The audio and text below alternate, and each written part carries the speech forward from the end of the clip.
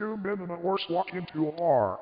After a few minutes, the man at the bar says, "We're not in Kansas anymore, Toto." The men are confused as to where they might be because Kansas is the most boring state in America, with the exception of Alabama. The first man asks, "What's that mean?" The second man answers, "Kansas is full of liberal hippies who believe we're all equal, so it's a pretty boring place." "But why do you say it's boring?"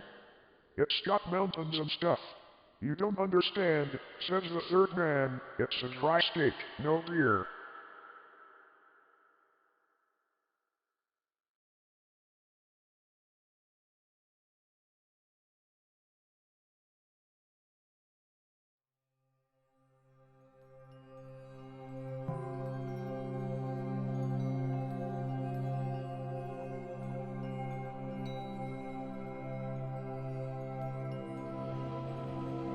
The story above is a case of what I call an ancient Greek fallacy.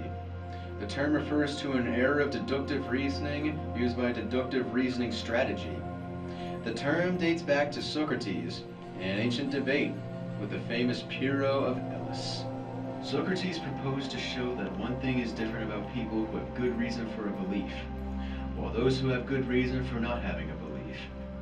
Socrates asked Pyrrho, if two people fell down, one rolled over, the other didn't, and the one who rolled over stood up, that person would know he had been rolled over? Pyrrho responded, how can a man know that he had been rolled over without rolling over?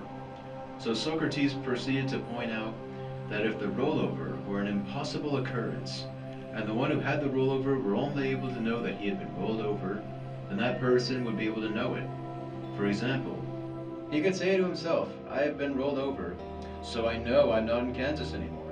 And he would be right. The problem is, Pyrrho, with his reasoning strategy, never saw the obvious. That if that person could know he had been rolled over, he wouldn't be in Kansas anymore. Rather, he only saw that he had to be rolled over, so he couldn't be in Kansas. And he couldn't roll over, so he must be in Kansas. And he couldn't be in Kansas, so he must be in Kansas. Since he couldn't be rolled over, he must not be in Kansas. That's how a simple case, such as a person who falls down to know he's not in Kansas, is an ancient Greek fallacy. Here's a scenario. We're looking at two different people. One person stands on the edge of a cliff.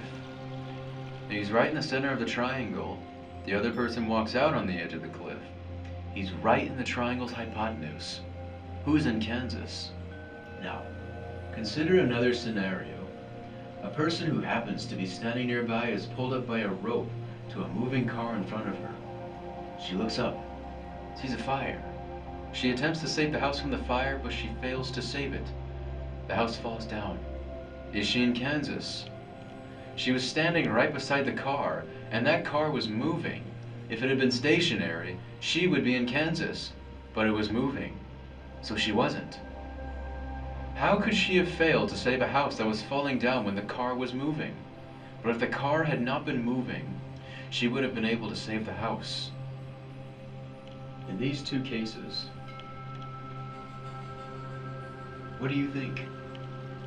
If you're not a logician or philosopher, you probably answer that you didn't save the house. Then you were in Kansas. And if you did save the house, you were in Kansas. Of course, no one answers this way. Instead, people respond that if they didn't save the house, it wouldn't have fallen down if the car hadn't been moving. If they had only gone to the house to call the fire department, then the house would still be standing.